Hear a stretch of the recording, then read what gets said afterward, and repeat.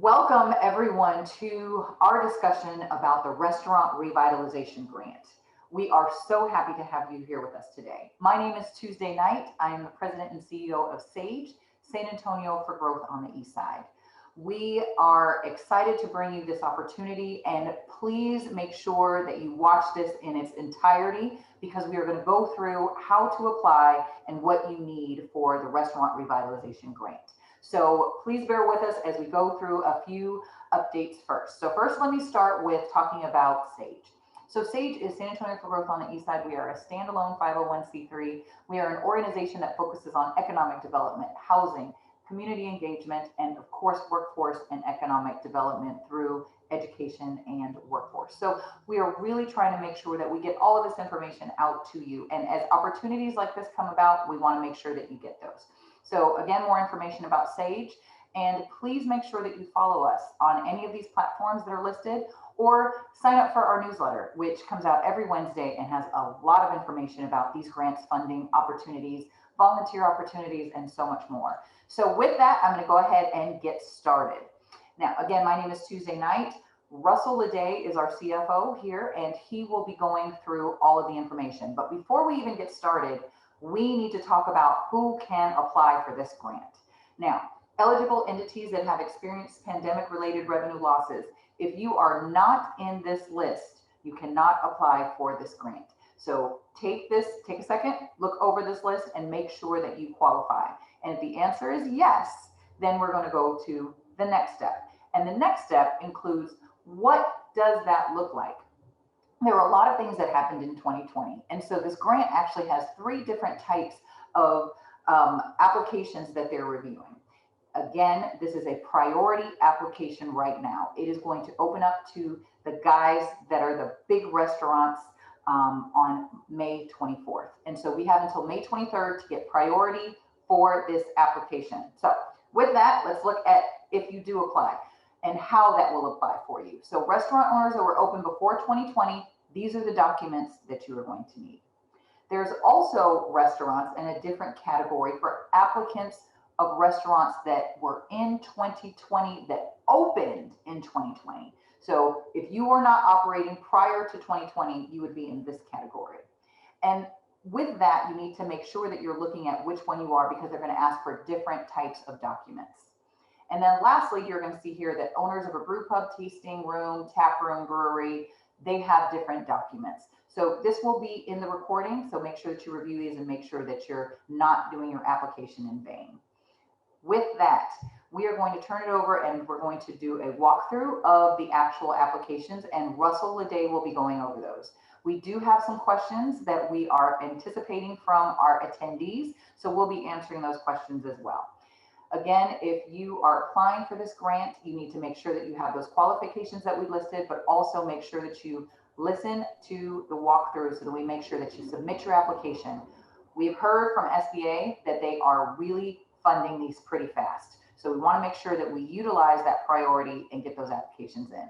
So with that, Russell LeDay, I'm turning it over to you. Good luck on your applications, and we wish you the best.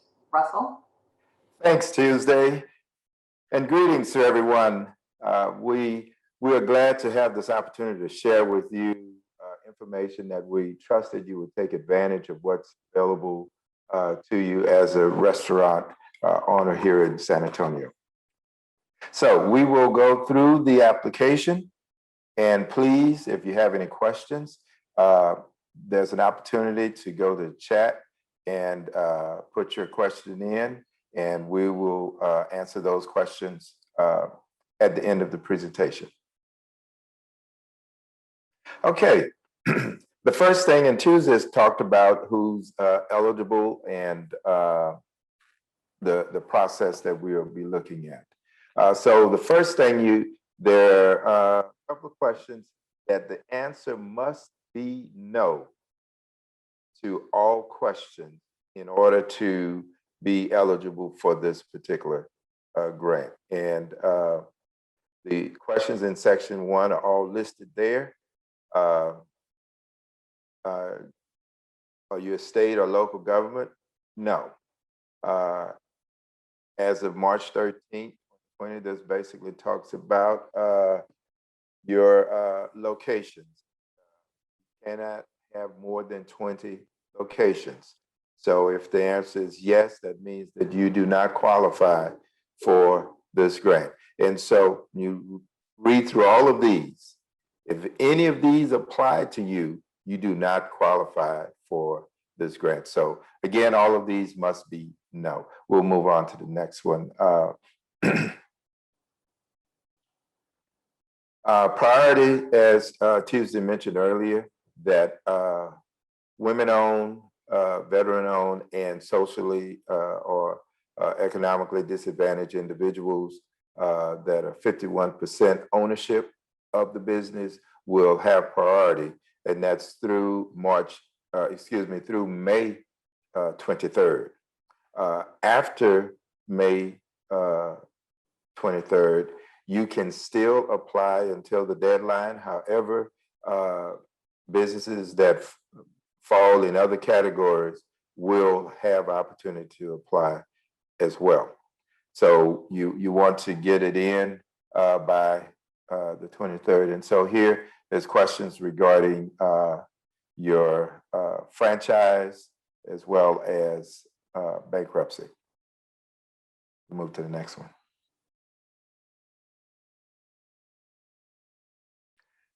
Section 3 is detailed information about your business identification. This is where you would put the type of business, the business name, your legal name, and if you're doing business under a different name, you would want to indicate your DBA.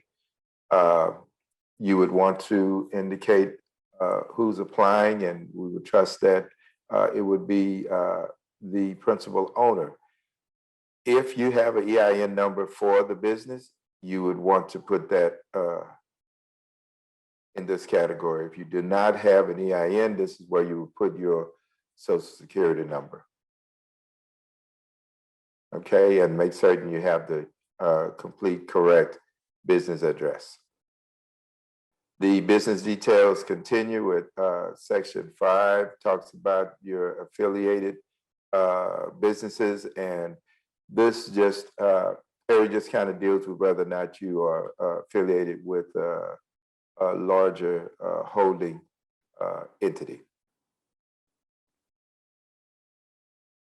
Now we get into the award calculation. So first of all, you want to indicate the purpose.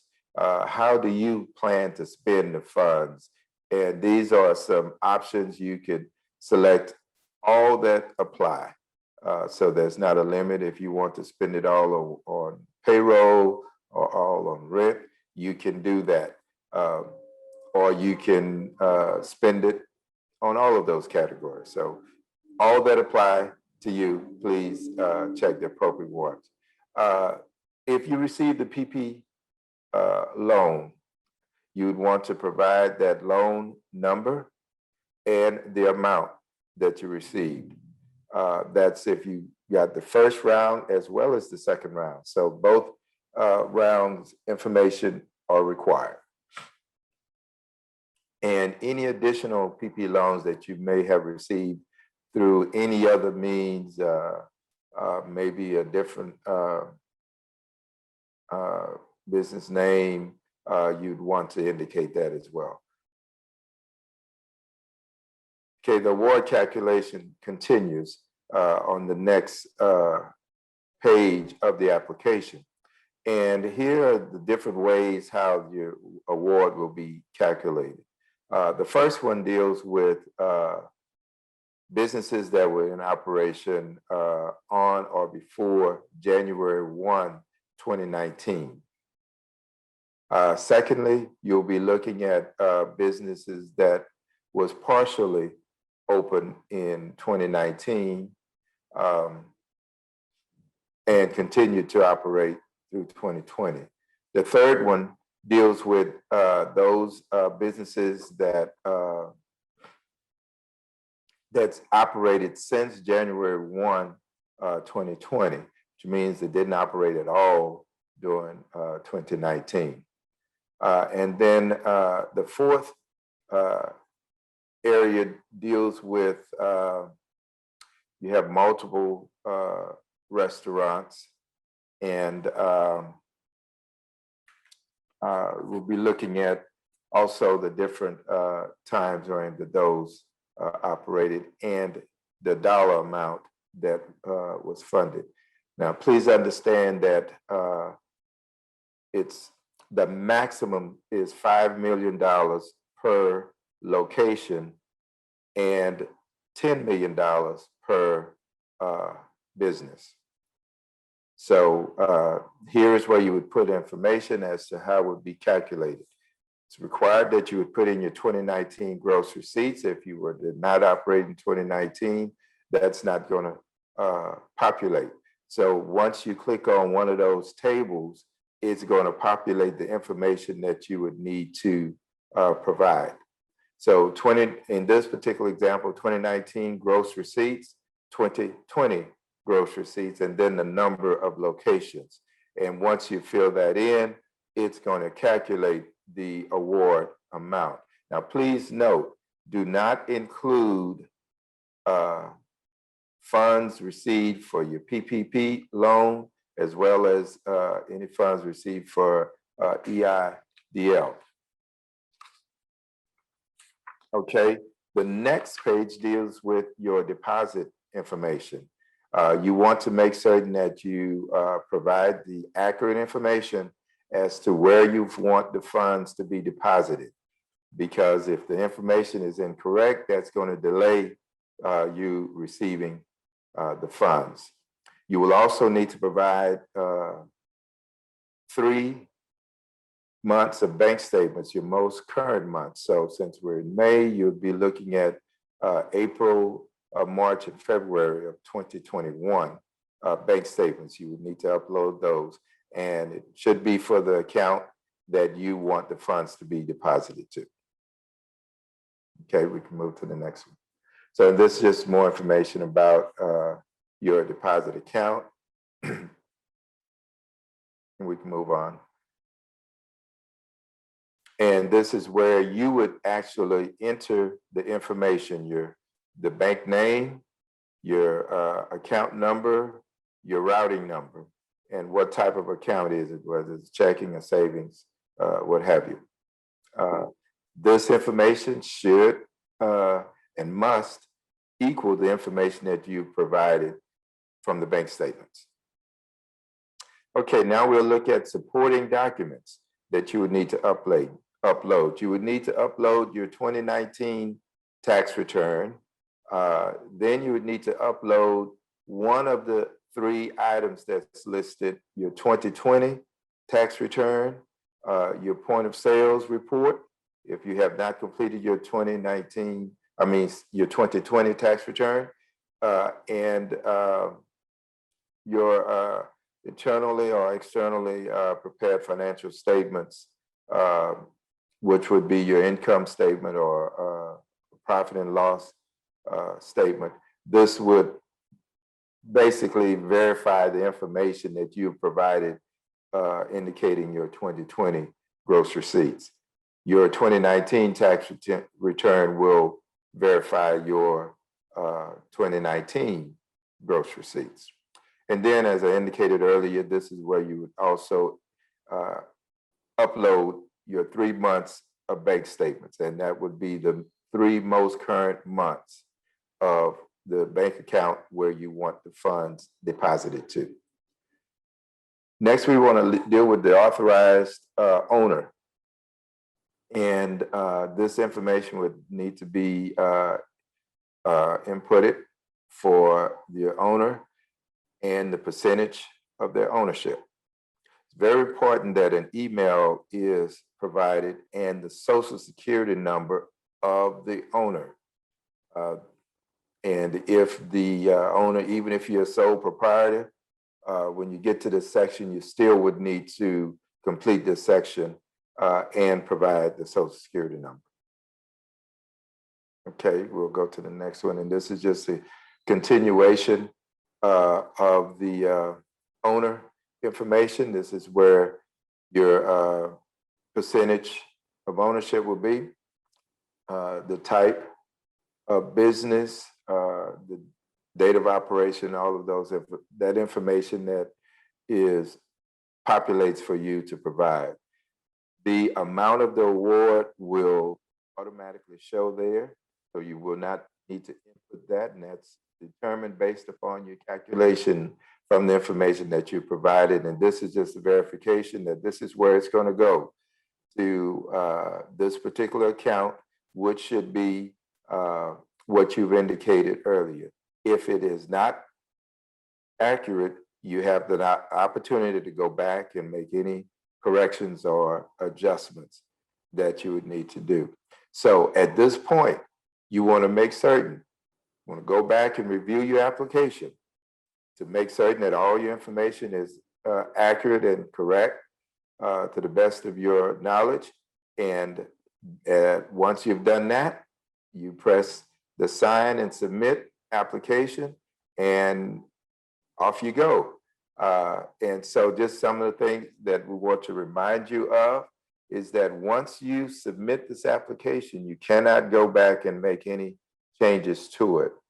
The only way this application can be unlocked, you have to go directly to the SBA, and they may or may not unlock the application for you, but it's certainly going to delay the processing of your application. So the best thing is, before you submit, please review it and make certain that the information is accurate and you're comfortable with what you're providing. Okay, so that's basically the application. You've gotten everything all in and all done, and so now it's a wait and see, and they've been operating pretty quick. So it shouldn't be a very long wait before the funds are deposited into your account. So you probably just want to monitor your account on a daily basis to be certain as to when you receive it. You will more than likely receive an email from the SBA indicating the actions that they've taken. We do know that the minimum grant that will be provided is $1,000. So at this time, we'll open up for any questions that you may have. Trust that this information has been helpful to you and that you would move expeditiously to get your application in. You have a question. Okay. Can I still apply as a small business for this fund after the 23rd? Yes. As long as you get your application in before the deadline closes, you can still apply. The May 23rd date is priority for those particular businesses, veteran, women-owned, and disadvantaged. So you can still apply after May 23rd. I don't know why I keep saying March. Any other questions? I have one. What if I operate my business as a sole proprietor and do not have an EIN or a TIN? That'll be just fine. We do know that there are many small businesses that operate as a sole proprietor and use their Social Security number. That would be the number that you would want to use on this application for the business, as well as the section that talks about the owner. Any other questions? My parents don't know how to use a computer, but we need to apply. Is there something that we can do one-on-one? Can you help review my application? Yes. Here at Sage, we are available to assist you. So if you would like assistance with completing your application, we do not process the application for you, but we will certainly be here and available to assist you. You can contact our office for an appointment. We're located at 220 Chestnut here in San Antonio, Texas. You can contact us by phone, 210-248-9178. And I'm at extension 112, so you can reach me directly, but there'll be others on staff that will be able to assist you. You can email us at rleday@sagesa.org, and we'll be more than happy to assist you.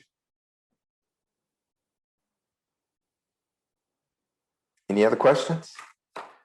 Well, seeing that there are no other questions, we want to thank you for tuning in, and we trust that you will take advantage of this opportunity that has been made available.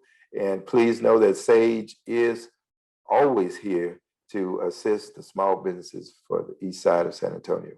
Thank you. Have a great day.